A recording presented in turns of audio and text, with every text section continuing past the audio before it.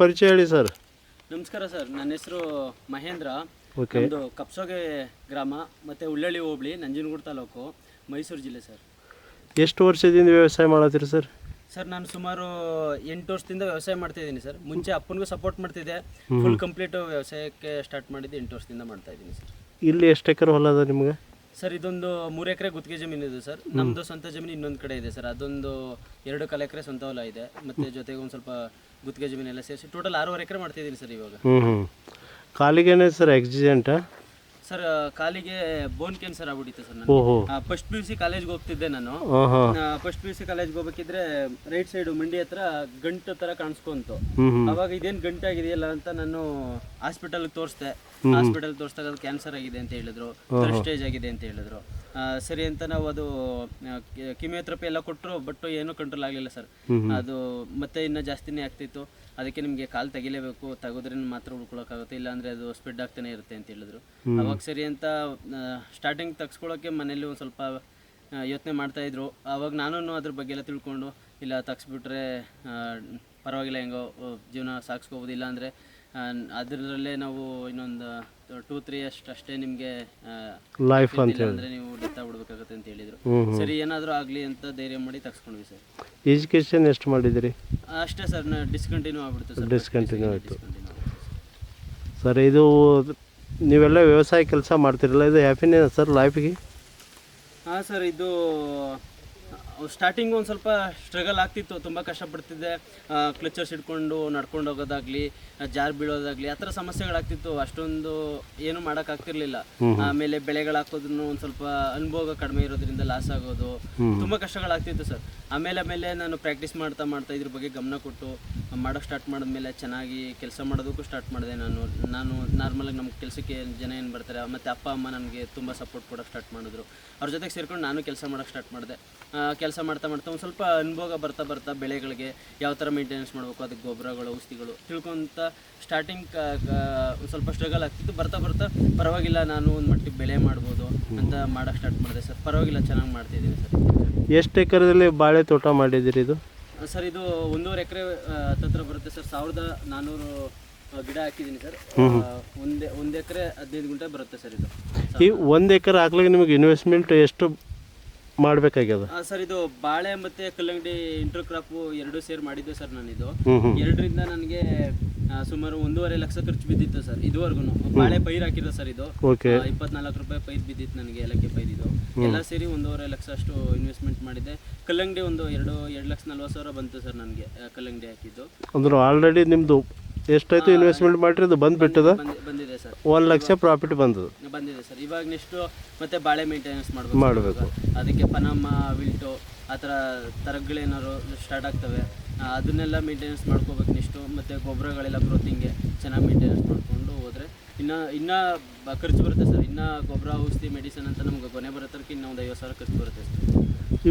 ಇದು ಎಷ್ಟು 1.5 ಎಕರೆದಾಗ ಹಾಕಿದ ಅಂದಿರಿ? ಹಾಂ ಸರ್, 1 ಎಕರೆ 15 ಗುಂಟೆ ಬರುತ್ತೆ ಸರ್ ಇದು. 1 ಎಕರೆಗೆ ಎಷ್ಟು ಸಸಿಗಳು ಕುಂತವ್ರಿ? 1400 ಗಿಡ ಹಾಕಿದ್ದೀವಿ ಸರ್.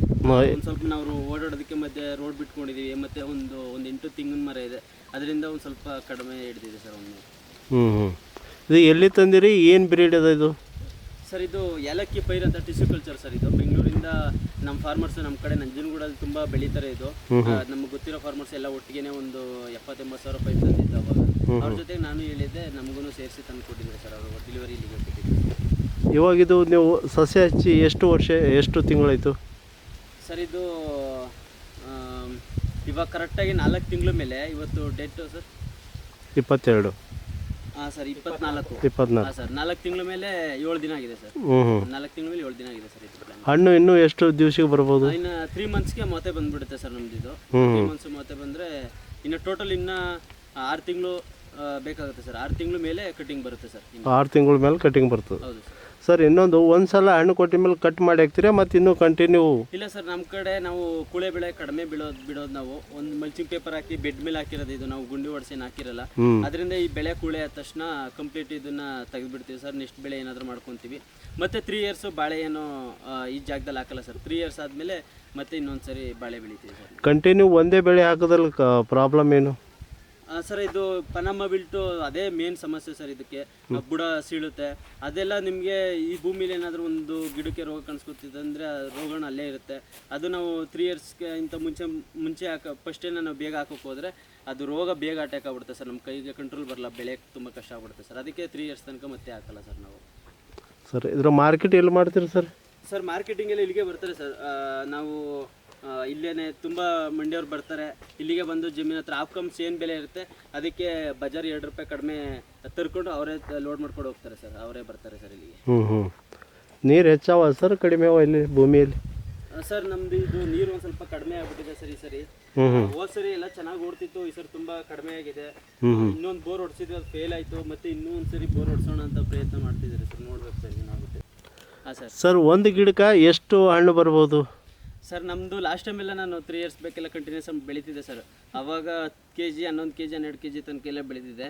ಅವಾಗಿಗಿಂತ ಇವಾಗ ಒಂದು ಸ್ವಲ್ಪ ಇದ್ರ ಬಗ್ಗೆ ನ್ಯೂಟ್ರಿಯೆಂಟ್ಸು, ಗೊಬ್ಬರಗಳು ಏನೇನು ಕೊಡಬೇಕು, ಮೇಂಟೆನೆನ್ಸ್, ಅವಾಗಲಿಗಿಂತ ಇವಾಗ ಒಂದು ಸ್ವಲ್ಪ ಜಾಸ್ತಿ ತಿಳ್ಕೊಂಡಿದ್ದೀನಿ ಸರ್. ಇವಾಗ ಜಾಸ್ತಿ ನಂಬಿಕೆ ಇದೆ, ಒಂದು 15 kg ಲೆವೆಲ್ಗೆ ಬೆಳೀತೀನಿ ಅಂತ ನಂಬಿಕೆ ಇದೆ ಸರ್. ಅಷ್ಟು ಟ್ರೈ ಮಾಡಬೇಕು ಅಂದ್ಕೊಂಡಿದ್ದೀನಿ ಸರ್. ಸೊ ಒಂದು ಬಾಳೆ ಗಿಡಕ್ಕೆ 15 kg ಬರ್ಬೋದು, ಅಷ್ಟು ಬೆಳಿಬೇಕು ಅಂದ್ಕೊಂಡಿದ್ದೀನಿ ಸರ್. ಸೊ ಒಂದೇ ಸಲ ಫ್ರೂಟ್ ಬರ್ತದೆ ಕಂಟಿನ್ಯೂ ಮತ್ತು 1-2 ಸಲ ಬರ್ತದೆ? ಇಲ್ಲ ಸರ್, ಒಂದೇ ಸರಿ. ಒಂದು ಗಿಡಕ್ಕೆ, ಒಂದು ಬಾಳೆ ಗಿಡಕ್ಕೆ ಒಂದೇ ಗೊನೆ ಬರೋದು. ಒಂದೇ ಬರೋದು? ನಾವು ಪೂಳೆ ಕ್ರಾಪ್ ಬಿಡಲ್ಲ.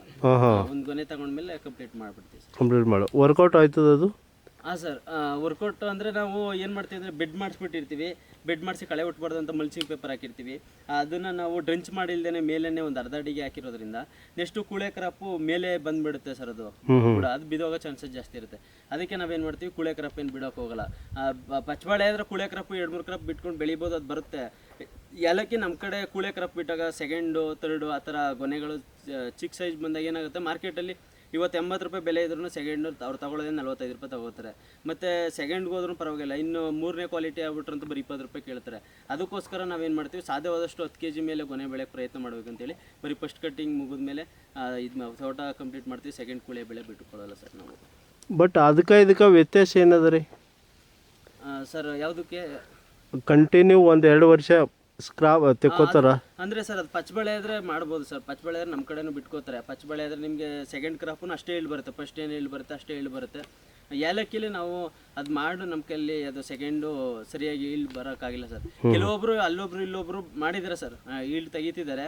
ಆದರೆ ನಮ್ಗಳ ಇಲ್ಲಿ ನಾವು ಮೇಂಟೈನ್ ಮಾಡಿದಾಗ ನಮಗೆ ಬೇಡ 2nd ಕ್ರಾಪು, ಫಸ್ಟ್ ಕ್ರಾಪೇ ಕಂಪ್ಲೀಟ್ ಇಳುವರಿ ತಗೊಳ್ಳೋಣ ಅಂತ ಅನಿಸ್ತು ಸರ್. ಅದಕ್ಕೆ ಫಸ್ಟ್ ಕ್ರಾಪ್ಗೆ ಇದು ಮಾಡ್ಕೊತೀವಿ ಸರ್. ಸರ್ ಇದು ಅಲಸಂದಿ ಹಾಕಿದ್ದು ಎಷ್ಟದ ಸರ್ ಲ್ಯಾಂಡ್ ಇದು? ಸರ್ ಇದೊಂದು 3 ಎಕರೆ ಹಾಕಿದೆ. ಏನಂದ್ರೆ ನಾನು ಒಂದ್ಸರಿ ಇದಕ್ಕೆ ಹೀರೆಕಾಯಿ ಹಾಕಿದ್ದೆ ಸರ್. ಫಸ್ಟ್ ಬೆಳೆ ಹೀರೆಕಾಯಿ ಆದ್ಮೇಲೆ ಮತ್ತೆ ಲ್ಯಾಂಗ್ ಬೀನ್ಸ್ ಅಂತ ಬರುತ್ತೆ ಸರ್, ಅದು ಲ್ಯಾಂಗ್ ಬೀನ್ಸ್ ಹಾಕಿದ್ದೆ. ಲ್ಯಾಂಗ್ ಬೀನ್ಸ್ ಬೆಳೆದಾದ್ಮೇಲೆ ಮತ್ತೆ ಇನ್ನೇನು ಮಾಡೋಣ ಅಂತ ಅನಿಸ್ತು. ನೀರು ಬೋರಲ್ಲಿ ಕಡಿಮೆ ಇರೋದ್ರಿಂದ ಅಲಸಂದೆಗೆ ಒಂದು ಸ್ವಲ್ಪ 1 hour ನೀರು ಕೊಟ್ಕೊಂಡ್ರೆ ಸಾಕು ಅಂತ ಹೇಳ್ಬಿಟ್ಟು ನಾನೇನು ಮಾಡಿದೆ, ಇದು ಬೇರೆ ಕ್ರಾಪ್ ಹಾಕೋದು ಬೇಡ, 2 ಬೆಳೆ ಆಲ್ರೆಡಿ ಬೆಳೆದಿದ್ದೀವಿ ಅಂತೇಳಿ ನಾನು ಅಲಸಂದೆ ಹಾಕೋಣ ಅಂದ್ಬಿಟ್ಟು ಅಲಸಂದೆ ಹಾಕ್ತೆ ಸರ್. ಇದು ವೈಟು ಅಲಸಂದೆ ಕಾಳು ಬರುತ್ತೆ ಸರ್. ಇದು ಹಸಿ ಕಾಯಿನೇ ಕೂದ್ಬಿಟ್ಟು ಮಾರ್ಕೆಟ್ಗೆ ಹಾಕ್ಬಿಡ್ತೀವಿ. ಹಸಿನೇ ತಿನ್ನೋಕೆ ಹೋಗುತ್ತೆ ಸರ್. ಇದು ಹಸಿನೇ ಮಾರ್ಕೆಟ್ಗೆ ಹಾಕಿ ತರಲು ಮಾಡಲ್ಲ ಸರ್. ಇದು ಕಾಯಿ ಇನ್ನೊಂದು 5-6 ದಿನ, ಇನ್ನೊಂದು ವಾರ ಸ್ಟಾರ್ಟ್ ಆಗುತ್ತೆ ಸರ್. ಇದು ಈ ಥರ ಬರುತ್ತೆ ಕಾಳಿದು. ಇದನ್ನ ಈ ಥರ ಕಾಯಿ ಇದು ಬಂದಿದೆ ಸರ್. ಇನ್ನೊಂದು 2-3 ದಿನ ಬರುತ್ತೆ ಸರ್. ಇದು ವೈಟ್ ಕಾಳು ಇರುತ್ತೆ ಸರ್ ಒಳಗಡೆ. ಅದನ್ನ ಮಾರ್ಕೆಟ್ಗೆ ಕಿತ್ತು ಮಾರ್ಕೆಟ್ಗೆ ಹಾಕ್ಬಿಡ್ತೀವಿ ಸರ್. ಇದು ಕಾಳು ಇನ್ನೂ ಒಂದು ಸ್ವಲ್ಪ ದಪ್ಪ ಆಗಬೇಕಿದು. ಹಸಿ ಕಾಳನ್ನೇ ಬಳಸ್ತಾರೆ ಸರ್. ಕಟ್ ಮಾಡಿ ಸಬ್ಜಿ ಮಾಡ್ತಾರೆ. ಕಟ್ ಮಾಡಿ ಬಳಸ್ತಾರೆ. ನಾವು ಇನ್ನೊಂದು ಸ್ವಲ್ಪ ಬಲ್ಸಿದ್ರೆ ಬರೀ ಡೈರೆಕ್ಟ್ ಹಸಿ ಕಾಳನ್ನೇ ಕಟ್ ಮಾಡ್ಕೊಂಡು ಹಾಕೋತಾರೆ ಸರ್. ಆ ಥರನೂ ನಾವು ಇದು 30 ರೂಪಾಯಿ 35 ರೂಪಾಯಿ ಹೋಗ್ತಿದೆ ಪ್ರೆಸೆಂಟು.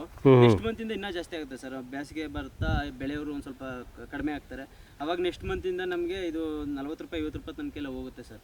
ಇವಾಗ ನೆಕ್ಸ್ಟ್ ಇನ್ನೊಂದು ವಾರದಲ್ಲಿ ಇದು ಇಳುವರಿ ಸ್ಟಾರ್ಟ್ ಆಗುತ್ತೆ ಸರ್. ಲಾಸ್ಟ್ ಟೈಮೆಲ್ಲ ಬೆಳೆದಿದ್ವಿ, ಎಕರೆಗೆ ಒಂದು 4 ಟನ್ ತನಕ ಹಸಿಕಾಯಿ ಕೂದಿದ್ವಿ ಸರ್. ಅವಾಗೆಲ್ಲ 40 ರೂಪಾಯಿ 35 ರೂಪಾಯಿ ಆ ಥರ ಹೋಗಿತ್ತು ಸರ್. ಖರ್ಚೇನು ಜಾಸ್ತಿ ಬರಲ್ಲ ಸರ್. ಇದು ಒಂದು ಬೀಜ ಮತ್ತು ಒಂದು ನುರ್ಜು ಅಂತ ಬರುತ್ತೆ. ಅದು ನುರ್ಜ್ಗೊಂದು ಔಷಧಿ ಹೊಡ್ಕೊಂಡ್ರೆ ಸರ್, ತ್ರಿಪ್ಸು ಮಧ್ಯೆ ಒಂದೊಂದು ಔಷಧಿ ಹೊಡ್ಕೊಂಡ್ರೆ ಸಾಕು.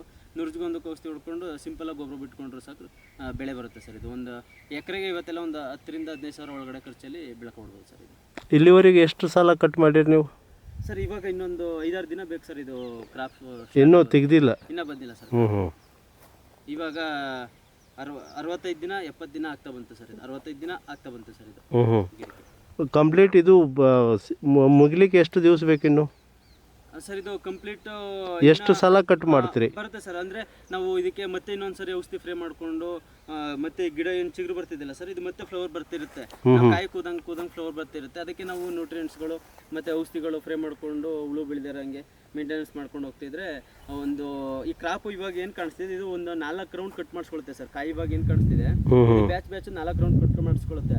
ಮತ್ತೆ ಅದು ಮುಗಿದ್ಮೇಲೆ ನಾವು ಒಂದು ಸ್ವಲ್ಪ ಜಾಸ್ತಿ ಮೇಂಟೆನೆನ್ಸ್ ಮಾಡ್ಕೊಂಡ್ರೆ ಚೆನ್ನಾಗಿ ಮತ್ತೆ ಇನ್ನೊಂದು ಸರಿ ನಮಗೆ ಫ್ಲವರ್ ಬಂದು ಮತ್ತೆ ಒಂದು 15 ದಿನ ಗ್ಯಾಪ್ ಆಗಿರುತ್ತೆ, ಮತ್ತೆ ಕಾಯಿ ಸ್ಟಾರ್ಟ್ ಆಗುತ್ತೆ. ಆ ಥರ ಒಂದು 2-3 ಸರಿ ಆ ಥರ ಮಾಡ್ಕೋಬೋದು ಸರ್ ಮೇಂಟೈನ್ ಮಾಡ್ಕೊಂಡ್ರೆ. ಈ ಎಜುಕೇಷನ್ ಪೀರಿಯಡ್ದಾಗ ನೀವೇನು ಆಟ ಅದು ಆಡಿದ್ದೀರಾ? ಕೇಳಿದ್ದೀವಿ ನಾವು. ಸರ್ ಫೋರ್ಟ್ಸ್ಗೆ ಹೋಗಿದ್ದೀನಿ ಸರ್. ನಂದು ಡಿಸೇಬಲ್ ಆದಮೇಲೆ ಪ್ಯಾರಾ ಒಲಿಂಪಿಕ್ ಅಂತ ನಾನು ವೀಲ್ಚೇರ್ ಕ್ರಿಕೆಟ್ಗೆಲ್ಲ ಹೋಗಿ ಸ್ಟಾರ್ಟ್ ಮಾಡಿದೆ. ವೀಲ್ಚೇರ್ ಕ್ರಿಕೆಟು ಗುಜರಾತ್ ಲೆವೆಲೆಲ್ಲ ಆಡಿದ್ದೀನಿ ಸರ್, ಗುಜರಾತಲ್ಲೆಲ್ಲ ಆಡಿದ್ದೀನಿ. ಮತ್ತು ಹೈ ಜಂಪ್ ಮಾಡ್ತಿದ್ದೆ ಸರ್. ಹೈ ಜಂಪು ಸ್ಟೇಟಲ್ಲಿ ಗೋಲ್ಡ್ ಮೆಡಲ್ ಆಯಿತು. ಮತ್ತು ಇದರಲ್ಲಿ ನ್ಯಾಷನಲ್ಸಲ್ಲೂ ಹೋಗಿ ಭಾಗವಹಿಸಿದ್ದೀನಿ ಸರ್. ಖೇಲೋ ಇಂಡಿಯಾ ಅಂತ ಡೆಲ್ಲಿಗೆ ಹೋಗಿದೆ ಸರ್, ಅಲ್ಲೂ ಭಾಗವಹಿಸಿದ್ದೀನಿ. ಹಾಗೆ ಮತ್ತು ವೀಲ್ಚೇರ್ ರಗ್ಬಿ ಅಂತ ನ್ಯಾಷನಲ್ಸು ಸರ್, ಅದು ಗೋಲ್ಡ್ ಮೆಡಲ್ ಆಯಿತು ಸರ್. ಅದು ಬಿಹಾರದಲ್ಲೇ ಆಡಿದ್ದು 2021 ಆಯಿತು ಸರ್.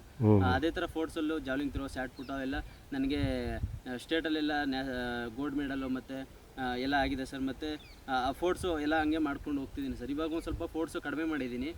ಅಗ್ರಿಕಲ್ಚರು ಫುಲ್ ಟೈಮ್ ಅಗ್ರಿಕಲ್ಚರೇ ಮಾಡ್ಕೊಂಡು ಹೋಗ್ತಿದ್ದೀನಿ ಸರ್. ಇವಾಗ ಗೌರ್ಮೆಂಟ್ ಜಾಬ್ ಅದು ಏನು ಟ್ರೈ ಮಾಡಿಲ್ಲ? ಗೌರ್ಮೆಂಟ್ ಜಾಬ್ದೇನು ಪ್ರಯತ್ನ ಮಾಡೋಕ್ಕೆ ಹೋಗಲಿಲ್ಲ.